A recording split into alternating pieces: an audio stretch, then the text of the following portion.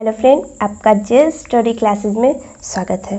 अभी तक हम हेलो एल्केन तथा हेलो एरिन के बारे में पढ़ रहे हैं। आज का हमारा लेक्चर 13 है और आज का हमारा लेक्चर भी कंप्लीट हो जाएगा और चैप्टर भी कंप्लीट हो जाएगा, क्योंकि अभी तक जितना भी इम्पोर्टेंट चीज़ था हमने सब बता दिया आपको।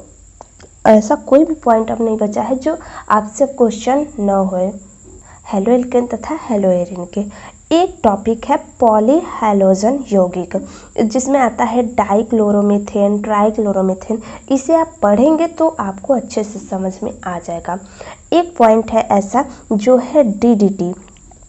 ये आपके टॉपिक से हट गया है, लेकिन फिर भी हमें ये लग रहा है कि आपको बता देना चाहिए, क्योंकि इम्पॉर्टेंट भी है। ऐसी बात नहीं है कि ये डीडीटी जो है आपके लिए, आपके भले ही सिलेबस से हट गया है, लेकिन इसके बारे में जानते रहिए। तो मैं आज का लेक्चर अंत तो करूँगी ही। सबसे पहले मैं आपको ये बताना चाहूँगी कि जब मैं हेलो एल्केन तथा हेलो एरिन पढ़ाना स्टार्ट की थी तो हमारे साथ कौन कौन जुड़े हुए थे और उस समय से लेकर अभी तक कौन कौन जुड़े हुए हैं, क्योंकि हमें अभी ज़्यादा दिन तो हो नहीं रहा है। लेक्चर हमारा ये है हेलो एल्केन तथा हेलो एरिन, हमने बताया था लेक्चर 1। चलिए इसे हम क्लिक करते हैं। क्लिक करके हम दिखाते हैं कि कौन कौन हमसे कमेंट के माध्यम से जुड़ा हुआ है। देखिए, इसमें है जे एजुकेशन स्टडी, फिर है एनडीए लवर। इन्होंने सबसे पहले हेलो एल्केन तथा हेलो एरिन जब हमने स्टार्ट किया था तो सबसे पहले कमेंट किए थे। नेक्स्ट वीडियो में हम देखते हैं कौन है। तो नेक्स्ट वीडियो में अभी कमेंट नहीं आया है। उसके बाद हम देखते हैं, उसके बाद तो आया है कमेंट। अब कौन कौन है, तो इसमें वही है जे एजुकेशन स्टडी और दूसरा है हमारा स्मार्ट फैक्ट। ठीक है, उसके बाद कौन है, उसके बाद है, देखिए फिर से कमेंट के माध्यम से जुड़े हुए हैं ये है। मैं यहाँ पर क्लिक कर दिखा दे रही हूँ एक लोग को। स्मार्ट फैक्ट ही है और जे एजुकेशन स्टडी। मतलब इससे ये पता चल रहा है कि जे एजुकेशन स्टडी वाले जो हैं हमसे लगातार जुड़े हुए हैं। ठीक है, इसके बाद वाले वीडियो में हम देखते हैं नहीं आया है कमेंट। ठीक है, इसके बाद वाले में हम देखते हैं तो एक आया है कमेंट। ठीक है, वो भी जे एजुकेशन स्टडी का ही। ठीक है, उसके बाद हम देखते हैं 2 कमेंट आया हुआ है, जो कि आया है, एक है अंजलि कुमारी का और दूसरा है जे एजुकेशन स्टडी का। ठीक है, अब उसके बाद हमारा लेक्चर 8 में 2 कमेंट आया हुआ है। एक है अंजलि कुमारी, दूसरा है यादव बाबू। ठीक है, नेक्स्ट में हमारा 5 कमेंट्स आए हुए हैं, जिसमें जे एजुकेशन स्टडी जुड़े हुए हैं और दूसरे हैं फाडू और थर्ड पे हैं हमारे पंकज कुमार, फोर्थ पर हैं यादव बाबू और फिफ्थ पर हैं शोभा कुमारी। ठीक है, उसके बाद आया है एक कमेंट शोभा कुमारी का। ठीक है, उसके बाद वाले लेक्चर में हम देख लेते हैं कौन जुड़े हैं। तो इस पर आया है दृष्टि आईएस, इन्होंने अपना नाम नहीं डाला है। ठीक है, फिर उसके बाद आए हैं जे एजुकेशन स्टडी। उसके बाद ये वाला जो चैनल, ये वाला जो हमने लेक्चर डाला था, इसमें हमसे हो गया है कमेंट और टर्न्ड ऑफ। मतलब इस पर आप कमेंट नहीं कर सकते। मैं जल्दी ही इसे ओपन करने वाली हूँ। हमें नहीं पता, क्योंकि अभी हम शुरू में वीडियो बनाना स्टार्ट ही कर रही हूँ।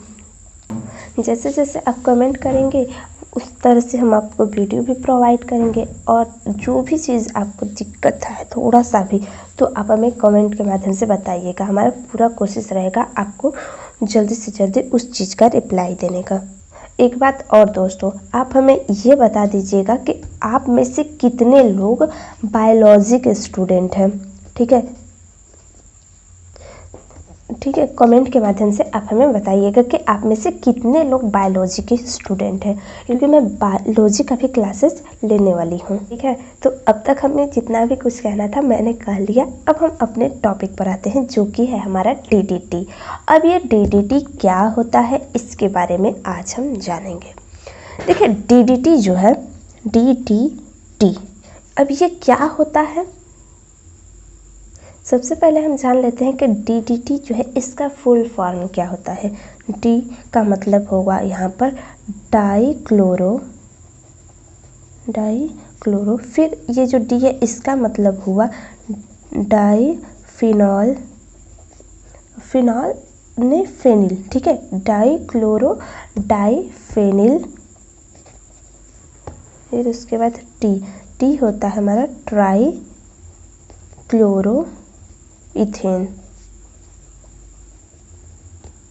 ठीक है। इसका फुल फॉर्म क्या हुआ, डाइक्लोरो डाइफेनिल ट्राइक्लोरो इथेन। अब इसका मतलब क्या हुआ, देखिए DDT जो होता है एक तरीके से पाउडर की तरह होता है, ठीक है, और ये वाइट कलर का होता है। अब ये DDT इतना ज़्यादा इम्पॉर्टेंट क्यों हो गया, देखिए DDT जो है इसको सबसे पहले बनाया गया था 1873 में, ठीक है, 1873 में DDT को बनाया गया था। इसका प्रयोग कहाँ किया जाता है, देखिए ये जो DDT है इसका प्रयोग ज़्यादातर जैसे खेत में क्या होता है कि छोटे छोटे से कीड़े टिड्डी हो गए इस तरह से मतलब बहुत ज़्यादा रहते हैं, तो उनको मारने के लिए DDT का यूज किया गया था।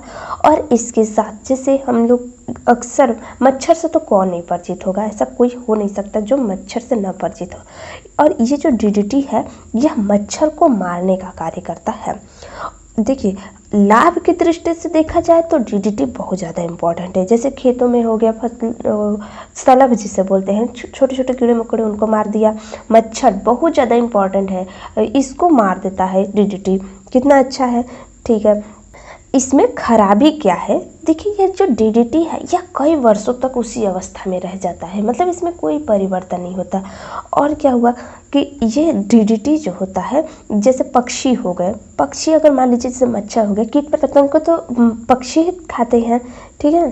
अब ये DDT जो है अब पक्षियों के टिश्यूज़ में मतलब उत्तक में जाकर जमा होने लगता है और धीरे धीरे करके बहुत दिन तक जमा हो जाता है, धीरे धीरे करके बहुत ज़्यादा मात्रा में इकट्ठा होता रहता है पक्षियों के उत्तक में, ठीक है।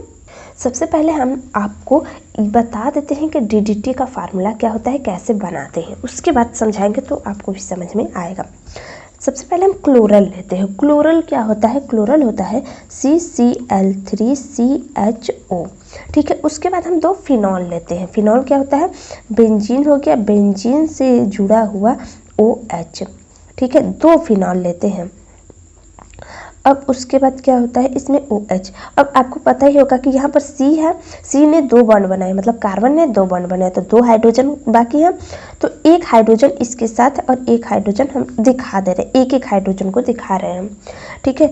अब क्या होता है कि ये हाइड्रोजन, एक ये हाइड्रोजन एक ये हाइड्रोजन ऑक्सीजन को लेकर गायब हो जाते हैं। गायब का मतलब क्या हो जाएगा, एक H 2 H और ऑक्सीजन मिलकर क्या बनाते हैं, H2O, हम यहाँ पर दिखा दे रहे हैं H2O, ठीक है। उसके बाद क्या होता है, जैसे ही ऑक्सीजन निकला, अगर देखा जाए तो यहाँ पर ये किस फॉर्म में है, CCl3, उसके बाद ये जो C है H इधर के साथ जुड़ा हुआ है और ऑक्सीजन के साथ ये डबल बॉन्ड बनाया हुआ है। अब ये ऑक्सीजन जब निकल गया बाहर, जब ऑक्सीजन बाहर निकल जाएगा तो इसका तो 2 बॉन्ड खाली हो जाएगा, तो क्या करेगा कि ये जो हाइड्रोजन निकला हुआ तो इसका भी 1 बॉन्ड खाली है और ये हाइड्रोजन निकला हुआ इसका भी 1 बॉन्ड खाली है, ये दोनों आकर जुड़ जाते हैं। कैसे जुड़ेंगे, देखिए CCl3, फिर C हो गया, उसके बाद H, अब यहाँ से एक यहाँ से, इस तरह से रिंग बनाकर ये जुड़ जाते हैं और H यहाँ लग जाएगा। उसके बाद यहाँ पर एक बेंजीन इस तरह से करके यहाँ पर फिनॉल जुड़ जाता है, ठीक है। इसे कहते हैं DDT, ठीक है। अब आपको हम एक कहानी के माध्यम से बता रहे हैं DDT क्या होता है। देखिए बस इतना ही कुछ जानना है और एक पॉइंट इम्पॉर्टेंट है। अब क्या इम्पॉर्टेंट है समझिए, एक कहानी के माध्यम से बस हम आपको समझाएंगे, और ऐसा है कि हम जो समझाएंगे ऐसा हो नहीं सकता कि आपको ना समझ में आए, ठीक है। समझने की कोशिश भी कीजिएगा। देखिए DDT का हमने प्रयोग एकदम इमेजिन कीजिए, DDT है उसका प्रयोग हमने मतलब पाउडर जो है उसको हम मान लेते हैं कि एकदम खेत में अब हम जा रहे हैं छिड़कने, ठीक है। अब हमने छिड़क दिया, जितने भी कीट थे सब मर गए, ठीक है, अब इमेजिन करते रहिए। फिर उसके बाद क्या हुआ, समझिए कि बारिश होने लगा। ठीक है, बारिश हो रहा है, कीट जो हैं उनके अंदर डीडीटी चला गया है, अब कीट मर चुकी हैं। क्या होता है कि क्यारियों का पानी इधर उधर नालों का पानी से होते हुए नदियों में मिल जाते हैं। समझिए कि वो जो कीट हैं एक तरीके से उनके अंदर डीडीटी चला गया है और वो नालियों के माध्यम से होते हुए नदियों में चले गए। ठीक है, अब कीट जो है नदी में चले गए, उनके अंदर डीडीटी है। अब उस कीट को क्या किया कि मछलियाँ ने खा लिया। ठीक है, मछली खा ली। अब वो जो कीट है उसके अंदर डीडीटी है, अब वो जो डीडीटी है अब वो मछली के अंदर चला गया। ठीक है, अब हमने आपको क्या बताया कि डीडीटी जल्दी बेकार नहीं होता है, वो बहुत दिनों तक इकट्ठा रहता है।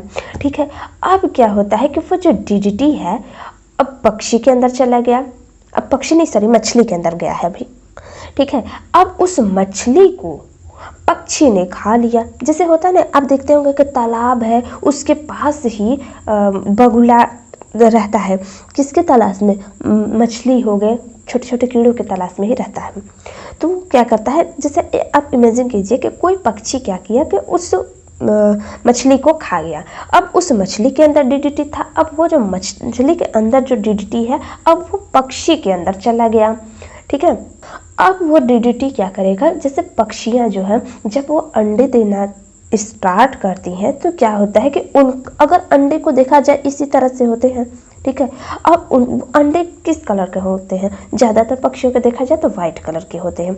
ठीक है, अब ये वाइट कलर उसका कवर कौन बनाता है, तो उसमें देखा जाए तो कैल्शियम की मात्रा अधिक होता है। इसी कारण वो जो अंडे का बाहरी आवरण है थोड़ा कठोर रहता है, जिसके कारण अंदर का जो फ्लूइड है वह एक नया शेप ले सके। अब क्या होता है कि जिस पक्षी के अंदर डीडीटी जा चुका है और वो अब अंडे देने वाली है, ठीक है, अंडे देने वाली है, तो क्या करता है डीडीटी, इस अंडे का जो बाहरी आवरण है इसको वो कमजोर कर देता है, जिसके कारण क्या हुआ कि पक्षियाँ जितनी भी हैं वह अगर अंडे दे रही है, उस पक्षी के अंदर अगर डीडीटी है तो वो जो पक्षी अंडा दे रही है उसका तो कैल्शियम आवरण पहले ही कमज़ोर हो चुका है। अंडे का जो आवरण है कैल्शियम का बना हुआ वो कमज़ोर हो चुका है, जिसके कारण वो पक्षी जब ही अंडा देगी तुरंत वो फूट जाता है। जिसके कारण क्या हुआ कि सरकार ने देखा कि बहुत से पक्षियों में गिरावट आया। कैसे गिरावट नहीं होगा ये बात बताइए, जैसे पक्षी अंडा जब बन ही नहीं रहा है अच्छे से, वो परिपक्व हो ही नहीं पा रहा, उससे पहले ही फूट जा रहा है, तो नए पक्षियाँ जन्म ही नहीं ले पा रही हैं। तो सरकार ने देखा कि इन पक्षियों में बहुत सी गिरावटें आई हैं, किस कारण से, तो इसका शोध किया गया कि आखिर में किस कारण से हुआ है। तो पता चला कि डीडीटी के कारण ये सारी घटना हुई है। और उसके बाद देखा गया कि बहुत से ये जो डीडीटी है बहुत से रोग को भी उत्पन्न कर देता है। रोग को जैसे ठीक है मच्छर को मार दिया तो क्या एकदम से मलेरिया गायब हो गया, ठीक है, उसके बाद क्या हुआ कि अब कितना सारा इसका नुकसान है ये भी तो देखिए। तो इसके बाद क्या हुआ कि सरकार ने 1973 में इस पर बैन लगा दिया, क्योंकि ये जो डीडीटी है यह जल्दी खत्म ही नहीं होता। डीडीटी का और ज़्यादा यूज है, मैंने केवल एक आपको एग्जाम्पल पक्षी वाला बताया है, ठीक है। तो मुझे विश्वास है कि आपको डीडीटी समझ में आ गया होगा, ठीक है। अब मैं बता दे रही हूँ कौन कौन सा पॉइंट आपको पढ़ना है अच्छे से। देखिए पॉलीहेलोजन यौगिक जो होता है, एक बार अच्छे से आप इसे पढ़ लेंगे तो कुछ ज़्यादा इसमें है नहीं।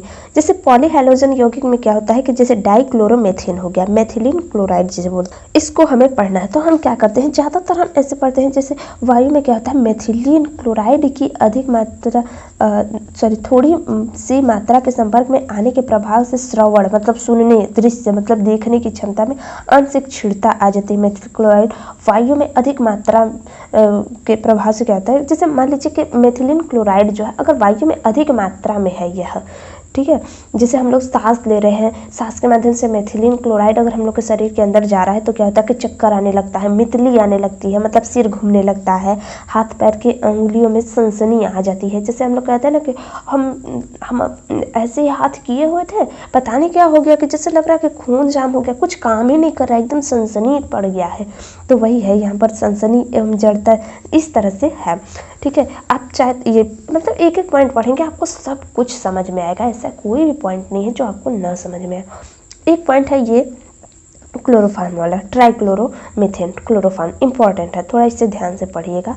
क्लोरोफॉर्म जो होता है इसे आप ध्यान से पढ़िएगा और आपको पता चल जाएगा कि ये क्या होता है। क्लोरोफॉर्म जो होता है ऑक्सीजन के साथ रिएक्शन कर लेता है। ऑक्सीजन के साथ रिएक्शन कब करता है? जब लाइट प्रेजेंट हो, मतलब जब सूर्य की किरणें आ रही हो तो क्या होता है कि यह रिएक्शन कर लेता है। जैसे ही क्लोरोफॉर्म ऑक्सीजन के साथ रिएक्शन करता है तो यह फास्जिन बना लेता है। अब देखिए फास्जिन लिखा है, फास्फिन नहीं, फास्जिन लिखा है।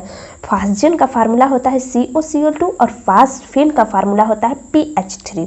ठीक है, और ये इम्पॉर्टेंट है कि ये जो क्लोरोफॉर्म है ऑक्सीजन के साथ रिएक्शन करने पर फास्जिन बना लेता है। और फास्जिन होता क्या है और क्लोरोफॉर्म क्या होता है?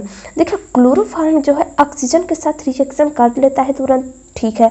अब इसलिए हम क्या करते हैं, क्लोरोफॉर्म को हम किसी रंगीन बोतल में रखते हैं। जैसे हम क्या करते हैं कि कोई भी दवा है या फिर कोई भी चीज़ है उसको हम नॉर्मली देखा जाए तो वाइट बोतल में रखते हैं, या फिर कोई ग्लास हो गया एकदम वाइट कलर में ग्लास जो होता है जो दिखाई दे इधर से उधर, उसमें हम रखते हैं। लेकिन ये जो क्लोरोफॉर्म है इसको हम इस तरह से या फिर इस तरह के बॉटल में हम नहीं रखते हैं।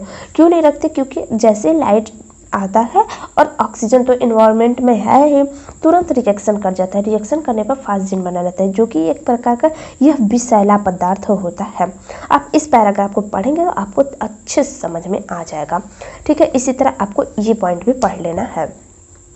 कुछ टॉपिक है फ्रेयान को, इसको भी देख लीजिएगा क्योंकि ये बहुत ज़्यादा हमको पढ़ाने लायक है ऐसा मुझे नहीं लगता। आप लोग अगर इतना भी नहीं पढ़ पाएंगे तो क्या आप 12th की तैयारी कर रहे हैं? आप 12th की तैयारी कर रहे हैं मतलब आपको एक एक पॉइंट ध्यान में रखना होगा। आप क्या 12th की तैयारी करना चाहते हैं? 12th के आगे भी तो कुछ करना चाहते होंगे, तो इसलिए हम बता रहे हैं कि एक पॉइंट इम्पॉर्टेंट है। नहीं तो 12th में क्या है कि ये तो पहले बता दे रहे हैं कि ये तो टॉपिक से हट गया है, आएगा ही नहीं, फ्रेयन इस तरह से क्वेश्चन पूछेगा नहीं, तो क्या आप छोड़ देंगे? बाद में आपको यही फिर से पढ़ना पड़ेगा। इसलिए हम आपको बता रहे हैं कि बहुत ज़्यादा इंपॉर्टेंट है, एक एक पॉइंट को ध्यान में रखकर पढ़िए। अभी आपके पास समय है। इसके बाद हम आते हैं एक्सरसाइज वाले सीरीज़ पर। देखिए हम अभी इसको नहीं कराएंगे, जब हम पूरा कंप्लीट कर लेंगे केमिस्ट्री तब हम NCERT के जितने भी अभ्यास वाले प्रश्न हैं एक एक पॉइंट को क्लियर करेंगे। ठीक है, और तब तक हम वाइट बोर्ड भी ले लेंगे, उस पर हम आपको इन सारे क्वेश्चन की प्रैक्टिस करेंगे। हाँ, अगर मेरे पास वाइट बोर्ड आ भी जाता है तो भी मैं पढ़ाऊंगी आपको इसी तरह से, क्योंकि हमें पता है कि वाइट बोर्ड पर जब आप लोग पढ़ने लगते हैं तो आप लोग का ध्यान इधर उधर होने लगता है, क्योंकि यहाँ पर तो मैं केवल पढ़ाई की ही बात करती हूँ। तो आप लोग एक एक पॉइंट को इस तरह ध्यान देते हुए कीजिएगा। जैसे फर्स्ट क्वेश्चन इसमें क्या है, IUPAC नाम पूछा है। जैसे स्ट्रक्चर दिया हुआ है, स्ट्रक्चर आपको बनाना पड़ेगा। ठीक है, IUPAC नाम पूछा है, उसके बाद आपको बताना होगा कि इसमें प्राइमरी एल्किन कौन सा है और इस द्वितीय मतलब सेकेंडरी एल्किन कौन सा है, टर्सरी। इस तरह से क्वेश्चन पढ़ेंगे तो आपको समझ में आ जाएगा। यहाँ पर IUPAC नाम पूछा है, इसको बताना पड़ेगा, इसका स्ट्रक्चर बनाना पड़ेगा। फिर इसके बाद द्विध्रुव आघूर्ण क्या होता है हम आपको बताएंगे। ये कुछ पॉइंट ऐसे हैं जो आपको नहीं समझ में आएगा तो आप घबराइए मत। जैसे समावयवता, ये समावयवी आइसोमेरिज्म जो होता है ये हम अभी आपको नहीं बताए हैं। हम आइसोमेरिज्म का एक टॉपिक ही बना देंगे, आपको हर एक चैप्टर में आइसोमेरिज्म मिलेगा, तो मैं इसके लिए एक अलग से लेक्चर ले लूँगी।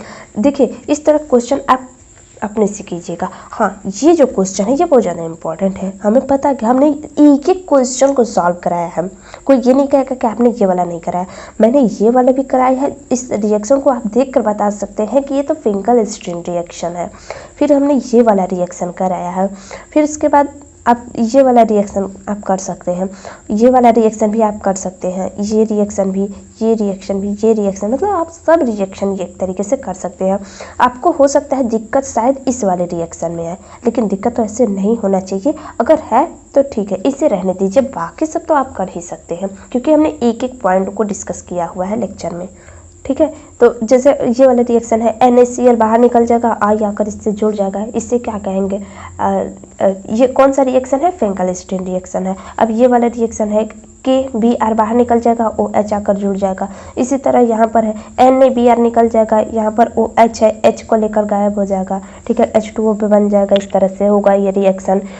ठीक है, अब ये किस तरह होगा, अब ये यहाँ पर आ गया पेरोक्साइड, यहाँ पर पेरोक्साइड नहीं है। अब यहाँ पर कौन सा रूल लगेगा, Markovnikov rule and anti Markovnikov rule.